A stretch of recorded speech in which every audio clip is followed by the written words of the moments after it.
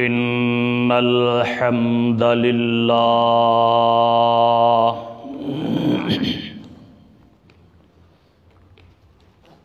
نحمده ونستعينه ونستغفره ونعوذ بالله من شرور أنفسنا ومن سيئات أعمالنا من يهده الله فلا مضل له ومن يضلل فلا هادي له وأشهد أن لا إله إلا الله وحده لا شريك له وأشهد أن محمدًا عبده ورسوله صلى الله عليه وسلم يا أيها الذين آمنوا اتقوا الله حق تقاته ولا تموتن إلا وأنتم مسلمون يا أيها الناس اتقوا ربكم الذي خلقكم من نفس واحدة وخلق منها زوجها وبث منهما رجالا كثيرا ونساء واتقوا الله الذي تساءلون به والأرحام إن الله كان عليكم رقيبا يا أيها الذين آمنوا اتقوا الله وقولوا قولا سديدا يصلح لكم أعمالكم ويغفر لكم ذنوبكم ومن يطع الله ورسوله فقد فاز فوزا عظيما أما بعد فإن خير الحديث كتاب الله وخير الهدي هدي محمد صلى الله عليه وسلم وشر الأمور محدثاتها وكل محدثة بدعة وكل بدعة ضلالة وكل ضلالة في النار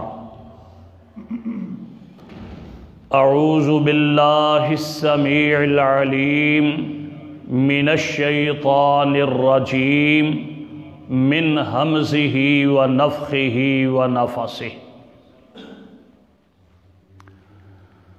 إذ أوى الفتية إلى الكهف فقالوا ربنا آتنا من لدنك رحمة وهيئ لنا من أمرنا رشدا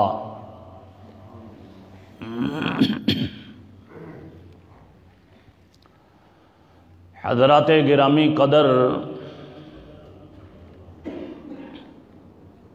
اللہ تبارک و تعالی نے جب سے سیدنا آدم علیہ السلام کو پیدا فرمایا اور پھر اس دنیا میں انہیں اتارا، یہ بات واضح فرما دی کہ تمہارا اور تمہاری ذریت کا شیطان دشمن اور واضح دشمن ہے، تم نے اس سے خبردار رہنا۔ اسی سلسلے کو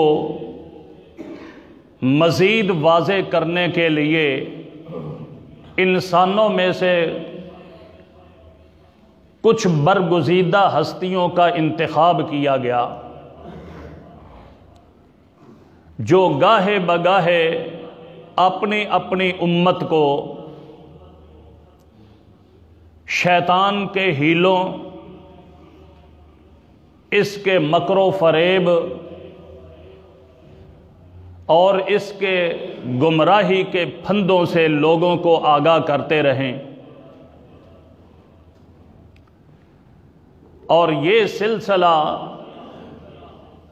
پیغمبر آخر الزمان سید الاولین والآخرین پر اختتام پذیر ہوا۔ اب یہ ساری کی ساری ذمہ داری ان علماء امت پر ڈالی گئی جنہیں وارثۃ الانبیاء قرار دیا گیا۔ حقیقت یہ ہے کہ روز اول سے جب جب انبیاء علیہم الصلاۃ والسلام اللہ کی توحید کی دعوت دینے لگے، اللہ تعالیٰ کی وحدانیت کا ڈنکا بجانے لگے اور اللہ کی عبادت کی طرف بلانے لگے، تو اس میں نوجوانوں کا جو کردار رہا ہے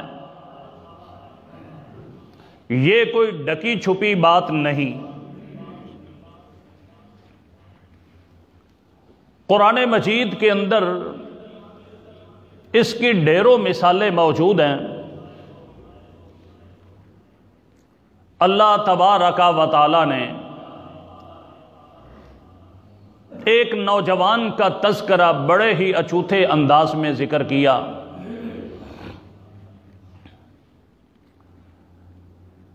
کہ لوگ شرک اور بت پرستی کی گہرائی کے اندر گرے ہوئے تھے،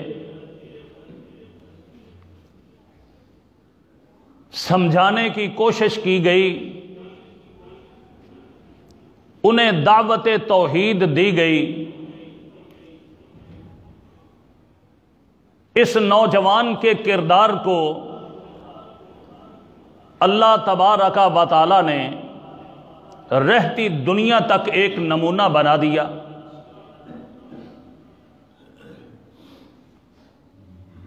کبھی تو اس کے فکری خیالات کو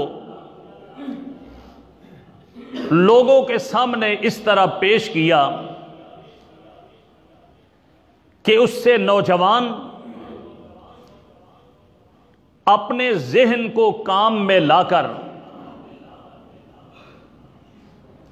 دین کی اہمیت کو سمجھتے ہوئے حقیقت حال کا ادراک کریں۔ یہی نوجوان قوم کے سامنے بیٹھا ہے، قوم کو بھی وہ دعوت فکر دے رہا۔ اللہ رب العزت نے اس کی اس دعوت فکر کو اس طرح بیان فرمایا، فَلَمَّا جَنَّ عَلَيْهِ اللَّيْلُ رَآ كَوْكَبًا، وہ قوم جو بت پرستی کے اندر گری ہوئی تھی،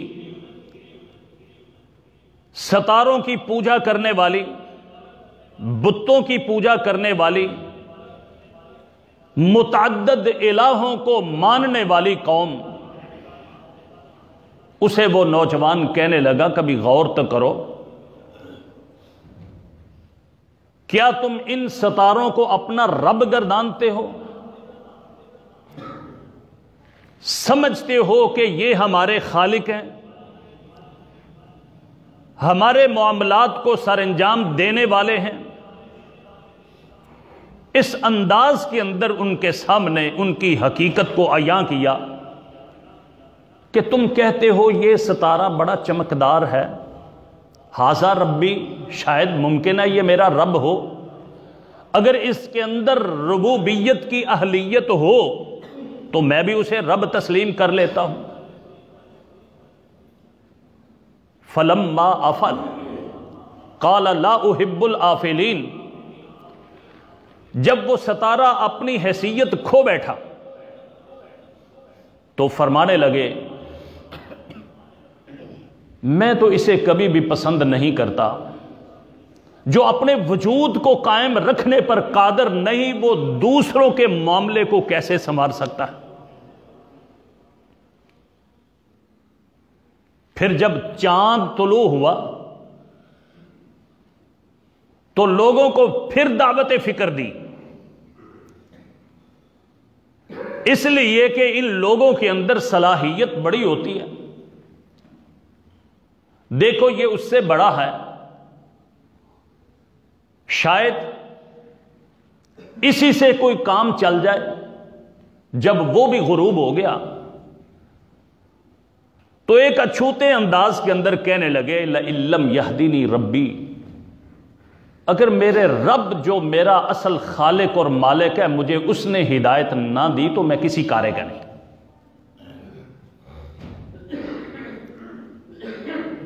گویا کہ ایک غیر محسوس طریقے سے ایک چوٹ لگائی ذہنوں کے اوپر کہ اللہ رب العزت نے عقل دی ہے، فہم دیا ہے، ادراک انسان کے اندر موجود ہے جو کھرے اور کھوٹے کی معرفت حاصل کر سکتا ہے، تھوڑا سا تو اس کو کام میں لاؤ۔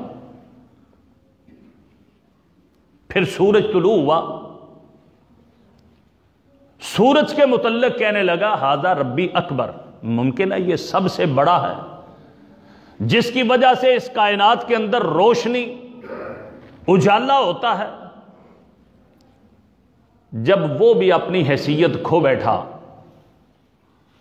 تو واضح طور پر اعلان کیا لوگو جو تم پوجا کرتے ہو، جنہیں تم اپنا معبود گردانتے ہو، میں ان سب سے بری ہوں، میں تو صرف ایک اللہ کی طرف رغبت کرتا ہوں۔ یہی پہ بس نہیں، یہ نوجوان اس نے اللہ کی توحید کو پھیلانے کے لیے اور دنیا سے شرک کا کلا کما کرنے کے لیے کیسے کیسے جتن کیے۔ قرآن مجید میں ان کا تذکرہ بھرا پڑا ہے۔ اللہ رب العزت نے فرمایا ان ابراہیم کان امۃ قانتا للہ، یہ خالی ایک نوجوان نہیں تھا بلکہ اس کی حیثیت، اس کی کیفیت ایک پوری امت کی سی کیفیت تھی۔ دوسرے لفظوں کے اندر یوں سمجھیں کہ چومکھی لڑائی اپنوں کے ساتھ بھی، بیگانوں کے ساتھ بھی، حکمرانوں کے ساتھ بھی، رعایا کے ساتھ بھی، حتیٰ کہ اپنے گھر والوں کے ساتھ بھی، اپنے والد کے ساتھ۔ وجہ کیا تھی؟ وجہ صرف اور صرف ایک تھی، اس دین کا دفاع، اس اسلام کا دفاع جس کی ذمہ داری اللہ رب العزت نے اس نوجوان کے کندھوں کے اوپر ڈالی تھی۔ یہ تو اس دور کی بات ہے، ہر دور کے اندر نوجوانوں کا جو کردار رہا ہے وہ سنہری حروف سے لکھے جانے کے قابل ہے۔ نوجوان ہی کم عمری کے اندر لوگوں کی ہدایت کا ذریعہ بنتے ہیں، لوگوں کی رہنمائی کرنے کے لیے جو ان لوگوں نے، ان نوجوانوں نے کردار ادا کیا ہے کسی دوسرے شخص نے ادا نہیں کیا۔ ایک بادشاہ، وہ بھی شرک کی گہرائیوں کے اندر گرا ہوا، جادوگر تھا اس کا ایک ممد و معاون، اس کے ساتھ بھی یہی معاملہ بنا کہ ایک ہونہار بچہ، نوجوان بچہ، اس نے اپنا کردار پوری قوم کے سامنے رکھ کے اس پوری کی پوری قوم کی کایا پلٹ دی۔ واقعہ تو بہت لمبا ہے، غرض کی بات صرف اتنی ہے کہ ایک موقع پہ وہ کہنے لگا کہ اللہ، آج میں یہ آزمانا چاہتا ہوں کیا اس جادوگر کا جو دین ہے، یہ جادوگر کا جو علم ہے یہ سچا ہے، یا کہ اس راہب کا جو علم ہے وہ سچا ہے؟ اگر تیرے نزدیک اس راہب کا علم سچا ہے اور حقیقت پر مبنی ہے تو اللہ یہ جو جانور لوگوں کا راستہ روکے ہوئے ہے، میں یہ پتھر اسے مارتا ہوں، تو اس کو ختم کر کے لوگوں کا راستہ کھول دے۔ نوجوان سے اللہ رب العزت نے کیسا کام لیا؟ پتھر مارنے کی دیر تھی کہ وہ اژدہا، وہ خطرناک جانور فوراً مر گیا۔ اب اللہ رب العزت نے اس نوجوان کے ذریعے اس پوری قوم کو کیسے ہدایت عطا فرمائی؟ لوگ اس کے پاس آتے ہیں، وہ سمجھتے ہیں کہ یہ لوگوں کو شفا دیتا ہے، جبکہ یہ لوگوں کو دعا بھی دیتا اور دوا بھی دیتا توحید کی، لوگوں کو اللہ کی عبادت کی طرف راغب کرتا، لوگوں کو اس بات کی دعوت دیتا کہ دیکھو ایک ہی وہ ذات ہے جس ذات کی اتباع کے اندر، جس ذات کی بات ماننے کے اندر کامیابی ہے۔ میں تمہیں شفا نہیں دیتا، بلکہ شفا دینے والی وہ ذات ہے، اگر تم اس کے اوپر ایمان لے آؤ، اس کی توحید کے اقراری بن جاؤ تو میں تمہارے لیے دعا کرتا ہوں، اللہ تمہیں شفا دے دے گا۔ آخرکار نتیجہ کیا بنا؟ بادشاہ کا ایک وزیر، وہ بھی نابینا تھا، اس کو پتا چلا کہ اس طرح علاج ہوتا ہے، وہ اس کے پاس پہنچا، اسے کہنے لگا، اس بچے نے یہ کہا کہ دیکھو میرے پاس شفا نہیں، شفا دینے والی صرف اللہ کی ذات ہے، تم اس پر ایمان لے آؤ۔ قصہ کوتاہ یہ کہ اللہ رب العزت نے اس کی بینائی واپس کر دی، بادشاہ کے پاس جا کے بیٹھا۔ اب بادشاہ کہنے لگا من رد بصرک، یہ تیری نظر کس نے واپس کی ہے؟ وہ کہنے لگا ربی، میرے رب نے۔ اب بادشاہ کہنے لگا اب رب غیری، میرے علاوہ بھی کوئی رب ہے؟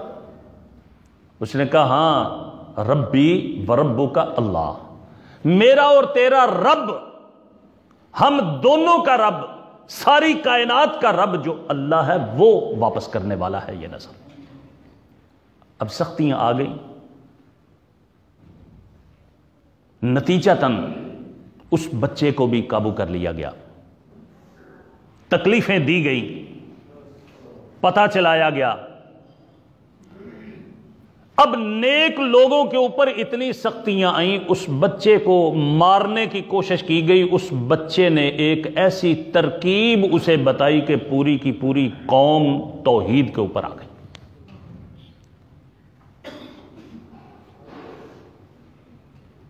کبھی اس کو اپنی فوج کے ذریعے پہاڑوں کے اوپر بھیجا، کبھی پولیس کے ذریعے دریا کے اندر غرق کرنے کے لیے، کبھی کسی صورت کے اندر۔ بچہ کہنے لگا بادشاہ مجھے تو مار نہیں سکتا، موت و حیات اللہ کے اختیار کے اندر ہے، ہاں جو طریقہ میں بتاؤں گا اس طریقے کے مطابق تم عمل کرو تو پھر ٹھیک ہے۔ کیا طریقہ ہے؟ ایک مقام پر لوگوں کو جمع کرو، جب سب جمع ہو جائیں مجھے ایک درخت پہ سولی دو، میرے ترکش سے تیر لو، بسم اللہ رب حاضل غلام یہ الفاظ پڑھو اور مجھے تیر مارو، میرا کام ختم ہو جائے گا۔ اب جب یہ اس نے کیا، اس وقت کے وہ کافر اور مشرک وہ بھی اپنے عہد کی پابندی کرنے والے تھے۔ آج نام نہاد مسلمان کہتے ہیں کہ عہد یہ قرآن حدیث ہے۔ جب اس نے یہ کام کیا تو فوراً لوگ آمنا برب حاضل غلام، آمنا برب حاضل غلام، آمنا برب حاضل غلام، ہم اس بچے کے رب کے اوپر ایمان لے آئے۔ آپ اندازہ کریں کہ ایک بچہ نوجوان اس نے کس انداز کے اندر اسلام کی خاطر محنت کی اور پوری کی پوری قوم کو اس ہدایت کی طرف راغب کر دیا۔ اللہ رب العزت نے نوجوانوں میں بڑی صلاحیت رکھی۔ پیغمبر آخر الزمان صلی اللہ علیہ وسلم کا دور کتنا سنہری دور ہے۔ ایک نوجوان معرکہ بدر ہونے لگا، اپنی والدہ کو ساتھ لے کر کے نبی اقدس صلی اللہ علیہ وسلم کی خدمت میں حاضر ہوا۔ یہ میرا بیٹا بھی آپ کے ساتھ بدر میں شریک ہونا چاہتا ہے۔ عمر دیکھی تو 13 سال کی عمر۔ اللہ کے پیارے پیغمبر صلی اللہ علیہ وسلم کہنے لگے نہیں، ابھی یہ چھوٹا ہے۔ اب اس نوجوان کی حالت دیکھے یہ پریشان ہو گیا۔ ہائے افسوس کہ مجھے نبی کریم صلی اللہ علیہ وسلم کا قرب اس طرح حاصل نہیں ہو سکے گا، میں آپ کی معیت میں آپ کے دفاع کے لیے اس جنگ کے اندر شریک نہیں ہو سکوں گا۔ اسی غم کے ساتھ اپنی والدہ کے ساتھ واپس آتا ہے۔ حالت یہ ہے کہ اپنے سے لمبی اس نے تلوار اپنے گلے کے اندر حمائل کی ہوئی ہے۔ گھر واپس گیا، دیکھیں سوچ کیا تھی، فکر کیا تھی۔ صرف ایک ہی فکر تھی کہ میں اس دین کی خدمت کس طرح کر سکتا ہوں۔ آج ہماری فکر کیا ہے اور ہم اپنے نوجوانوں کے اندر فکر کون سی ڈالتے ہیں؟ عہدہ میں کیسے حاصل کر سکتا ہوں؟ دولت میرے گھر کے اندر کیسے آئے گی؟ میں اپنے بیٹے کو کس طرح فلاں سیٹ کے اوپر بیٹھے ہوئے دیکھ سکتا ہوں؟ فلاں عہدہ میرا بچہ کیسے حاصل کرے گا؟ دن رات اسی چکر کے اندر ہم چل رہے ہیں۔ ایک وہ بچہ تھا اور ایک ہمارے بچے ہیں۔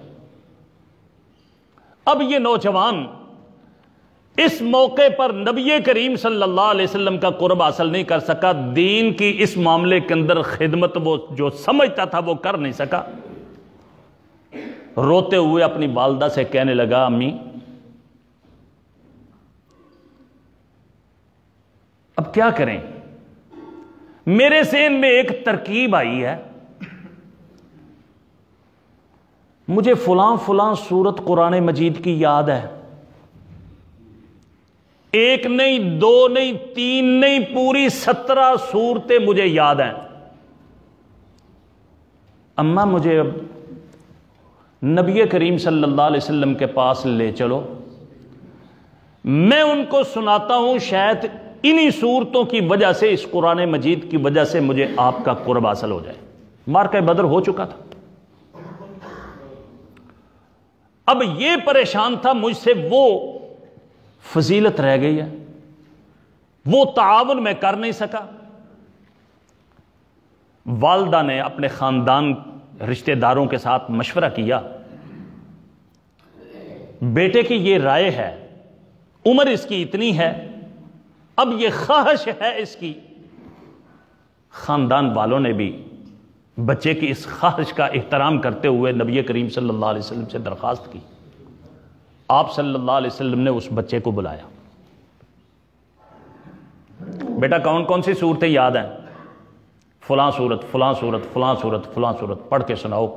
کچھ صورتیں نبی کریم صلی اللہ علیہ وسلم نے اس سے سنی۔ روایات کے اندر یہ ہے کہ اس بچے کی والدہ کہنے لگی اللہ کے پیارے پیغمبر صلی اللہ علیہ وسلم، اس بچے کو وہ صورتیں اس طرح یاد ہیں کہ جیسے اللہ رب العزت نے آپ کے قلب اطہر کے اوپر ان صورتوں کو نازل کیا۔ حسین آواز، خوبصورت انداز، اللہ کے پیارے پیغمبر صلی اللہ علیہ وسلم خوش ہو گئے۔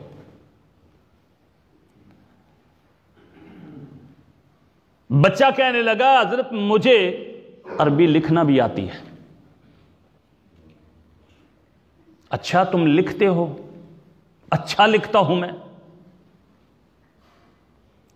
نبی صلی اللہ علیہ وسلم نے اس سے لکھوایا، لکھا اس نے، آپ کا قرب حاصل ہو گیا۔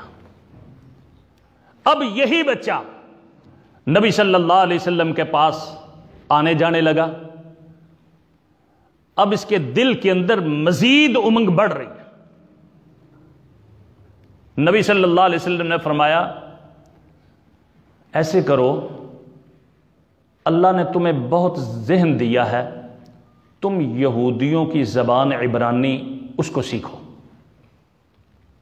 چند دنوں کے اندر اس نوجوان نے عبرانی زبان پر عبور حاصل کر لی۔ وجہ کیا تھی؟ آپ صلی اللہ علیہ وسلم نے فرمایا خط و کتابت ہوتی ہے، معاملات ہوتے ہیں، کوئی بات کرنی ہوتی ہے، یہ اپنی بات دیانت امانت کے ساتھ کرتے نہیں، مجھے پتا چل جائے کہ یہ کس طرح کرتے ہیں۔ آج ہم بھی ہیں، ہمارے نوجوان بھی ہیں، ہم اغیار کی لغت اور زبان کس لیے سیکھتے ہیں؟ ان کی نقالی کرنے کے لیے، اپنے دین کو محفوظ کرنے کے لیے یا دین کی حفاظت کے لیے نہیں، بلکہ ہمارے کتنے بزرگ ہیں اپنی اولاد کو صرف اس لیے وقف کر رکھا ہے انگلش میڈیم سکول پڑھانے کے لیے کہ یہ ذرا اچھے طریقے سے انگریزی کی جگالی کر لے۔ وہ نوجوان اور اس کی سوچ کیا تھی؟ نبی کریم صلی اللہ علیہ وسلم نے اس کو عبرانی یا دوسری لغت غیر مسلموں کی سیکھنے کے لیے کیوں آمادہ کیا؟ اب جب اس نے سیکھ لیا، اب یہی نوجوان اللہ کے فضل و کرم سے کاتب وحی بن گیا۔ نبی کریم صلی اللہ علیہ وسلم کے اوپر کوئی آیت نازل ہوتی، آپ فوراً اسے بلاتے، آؤ یہ فلاں آیت ہے، فلاں صورت کے اندر فلاں جگہ پہ اس کو لکھ دو۔ اللہ نے اس نوجوان سے کام کیا لیا؟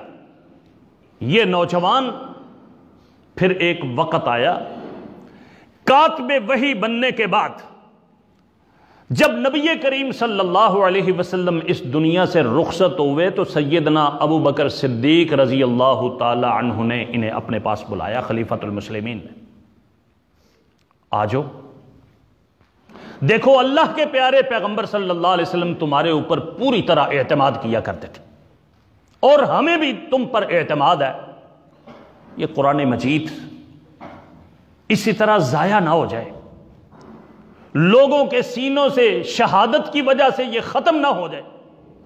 ایسے کرو جہاں جہاں سے بھی تمہیں یہ قرآن مجید ملتا ہے لکھا ہوا، اس کو تم اپنی نگرانی کے اندر ایک جگہ پہ منتقل کر دو۔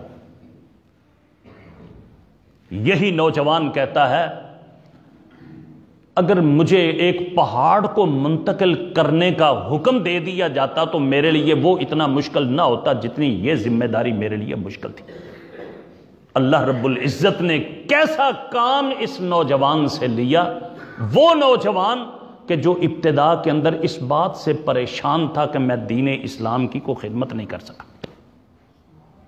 آج ہمارے نوجوانوں کی حالت اور کیفیت کیا ہے؟ ہم تو مسجد میں آنے کے لیے تیار نہیں، کسی کے اوپر تان نہیں، بزرگ خود تشریف لے آتے ہیں، اللہ ان کی عمر دراز کرے، اللہ ان کو مزید توفیق دے، اولاد گھر میں سوئی ہوئی ہے، کسی قسم کی کوئی پرواہ نہیں، کیا کریں جی، جوان ہو گئے ہیں بات نہیں مانتے۔ وجہ اس کے اندر یہ ہے کہ ہمیں جو حق تھا جس طرح نوجوانوں کی یہ تربیت بچوں کی کرنے کی، ہم نے وہ حق اپنا ادا نہیں کیا، کہ ایک وقت آیا کہ ہم پریشان ہیں۔ 20 سال کا نوجوان ہے، 20 سال کا نوجوان، اگر نوجوانوں نے استقامت سیکھنی ہے تو اس نوجوان سے سیکھیں۔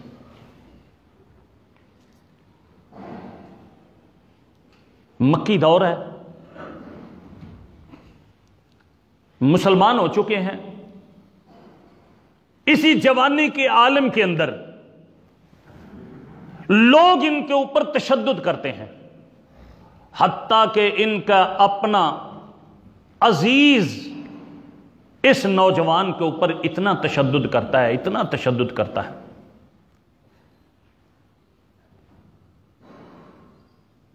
کہ خود صحیح بخاری کے اندر حدیث موجود ہے،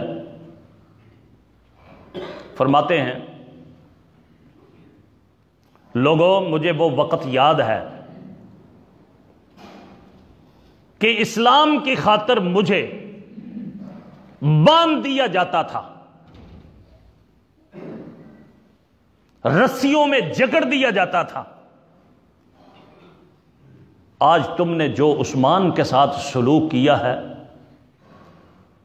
اگر وہ کسی پہاڑ کو بھی پتہ چل جائے تو وہ پہاڑ بھی اپنی جگہ سے ٹل جائے۔ یہ نوجوان کون ہے؟ سعید ابن زید رضی اللہ تعالی عنہ۔ اور کاتب وحی کون تھے؟ سیدنا زید ابن ثابت رضی اللہ تعالی عنہ۔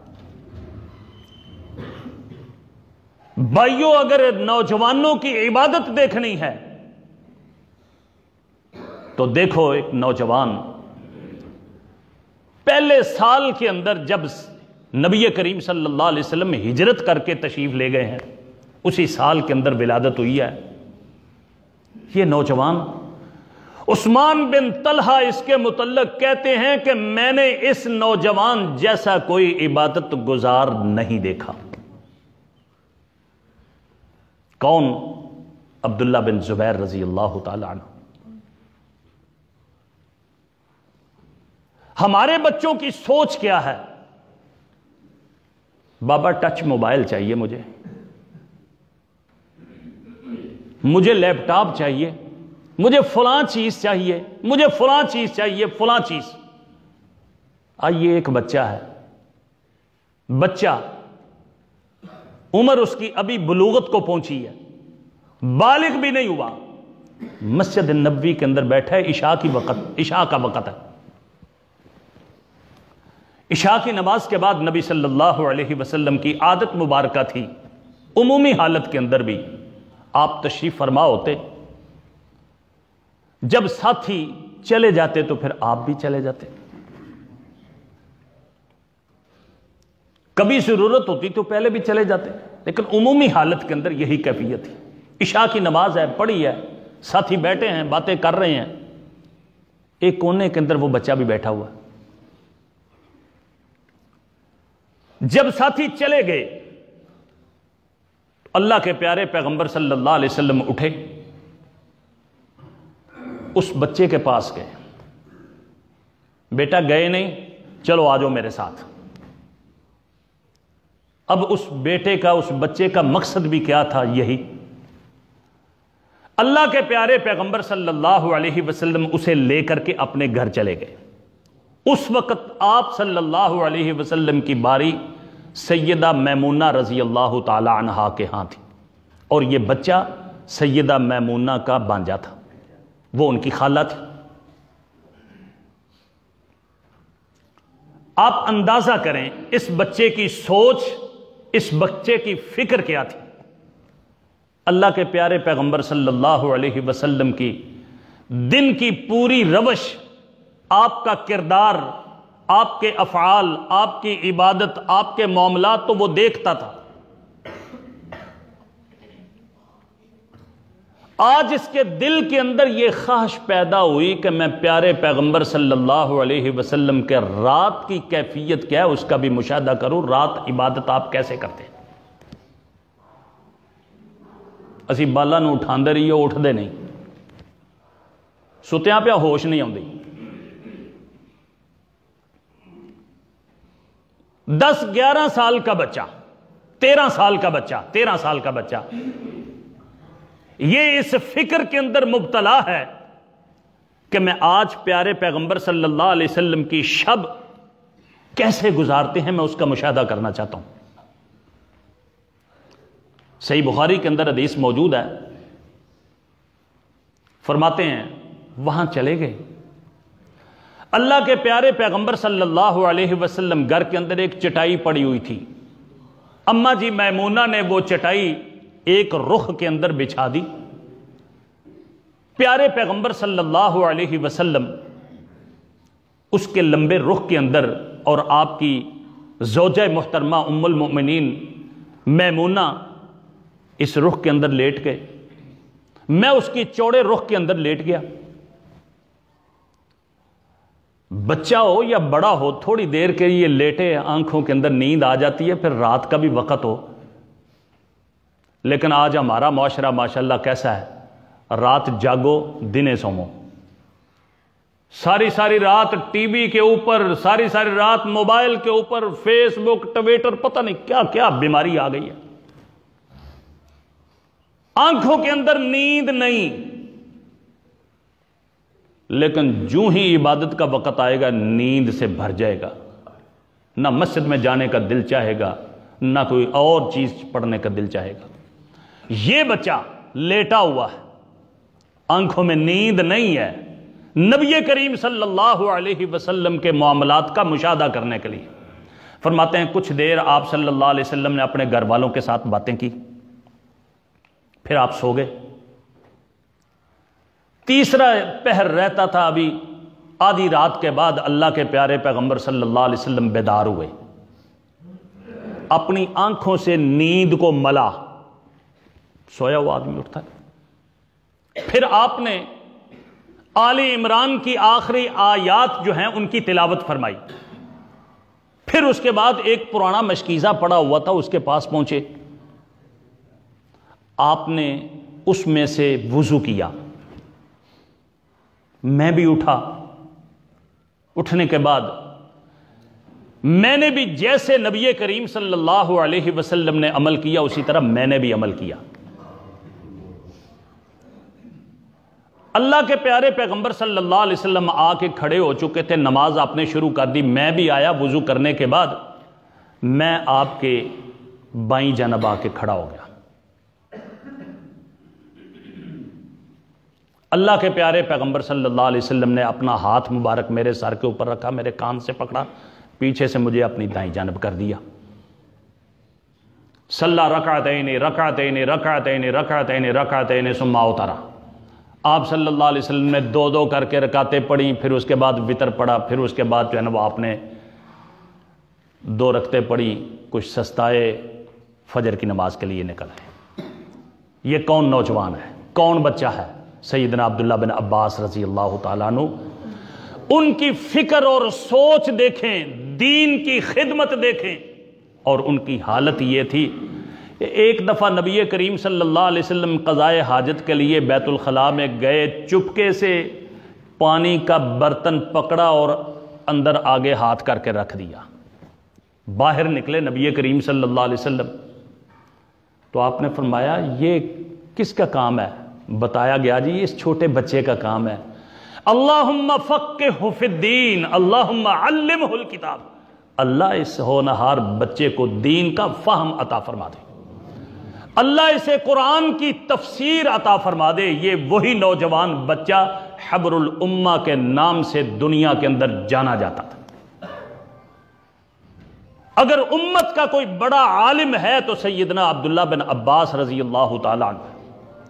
ان کی دین کے لیے خدمات کیا تھی کہ کبار صحابہ، یہ چھوٹے تھے، بچپنا تھا، کبار صحابہ کے دروازے کے اوپر چلے جاتے، باہر بیٹھے ہیں، آندھی ہے، بارش ہے، گرمی ہے، سردی ہے، دروازے کے اوپر بیٹھے ہوئے۔ جب وہ صحابی رضی اللہ تعالیٰ عنہ اپنی مرضی کے ساتھ اپنے وقت کے مطابق دروازے سے باہر نکلیں گے تو ان سے کوئی نہ کوئی نبی کریم صلی اللہ علیہ وسلم کا فرمان لے کر کے لکھ لیتے تھے۔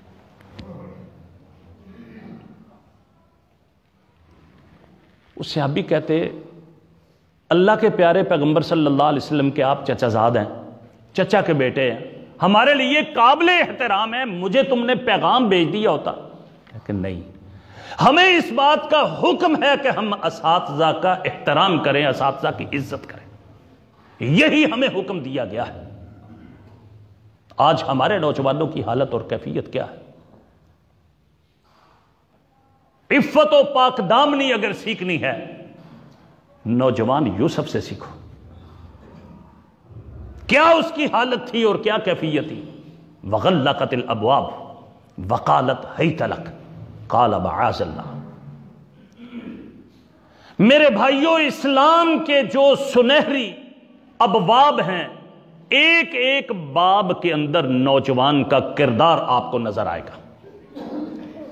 بزرگوں سے یہ درخواست ہے کہ نوجوانوں کو اپنے سینوں سے لگائیں، ان سے اچھے محبت اور پیار کے ساتھ کام لینے کی کوشش کریں، دین کی طرف ان کو راغب کریں، دین کی اہمیت ان کے سامنے اجاگر کریں، دین کا جو معاملہ ہے ان سے لیں۔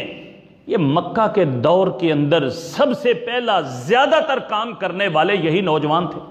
علی بن ابی طالب رضی اللہ تعالیٰ عنہ نوجوان ہی تھے نا۔ کتنی باری ذمہ داری ڈالی گئی کہ تم نے میری جگہ پہ امانتیں دینے کے بعد پھر جو ہے نا وہ آنا۔ یاسر کا بیٹا عمار نوجوان ہی تھا، اس نے کیا کردار ادا کیا؟ یہ نوجوان جب اسلام کی طرف راغب ہو کے اسلام کی خدمت کے اندر لگیں گے، اللہ کے فضل و کرم سے اسی طرح یہ اسلام دنیا کے اندر چھا جائے گا جس طرح اس پہلے دور کے اندر تھا۔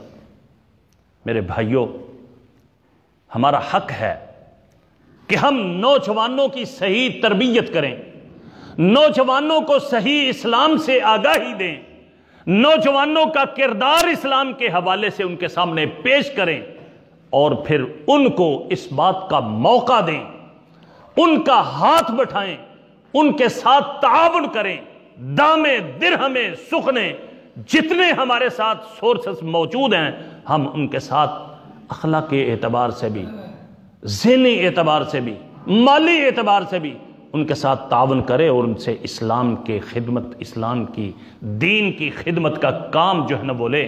یقیناً اگر ان نوجوانوں کا جو اسلام کے حوالے سے کردار ہے اگر اس کو بیان کیا جائے تو وقت ڈھیروں نکل جائے۔ یہ چند ایک نمونے تھے جو آپ کے سامنے رکھے گئے ہیں۔ اللہ ہمارے ان نوجوانوں کو بھی ان نوجوانوں کے نقش قدم پر چلنے کی توفیق عطا فرمائے، اور اللہ ہمیں اس اسلام کی خاطر محنت کرنے کی توفیق عطا فرمائے، اور اس اسلام کو ہمارا اوڑھنا بچھونا بنا دے۔ اس وقت حالت یہ ہے کہ لم یبق من الاسلام الا اسمہ ولم یبق من القرآن الا رسمہ، کہ اسلام صرف ہم جم پل مسلمان بن چکے ہیں الا ماشاءاللہ، وگرنہ بس یہی سمجھتے ہیں ہمارا باپ دادا مسلمان تھے، ہم بھی مسلمان ہیں۔ اسلام والی بات ہمارے اندر بہت تیزی کے ساتھ ختم ہو رہی ہے۔ اللہ ہمیں اس بات کی توفیق عطا فرمائے کہ ہم اسلام کے سنہری اصولوں کو سمجھیں اور ان کو باقاعدہ طور پر اپنی عملی زندگی کے اندر استعمال کرنے کی کوشش کریں۔ وما علی الا البلاغ۔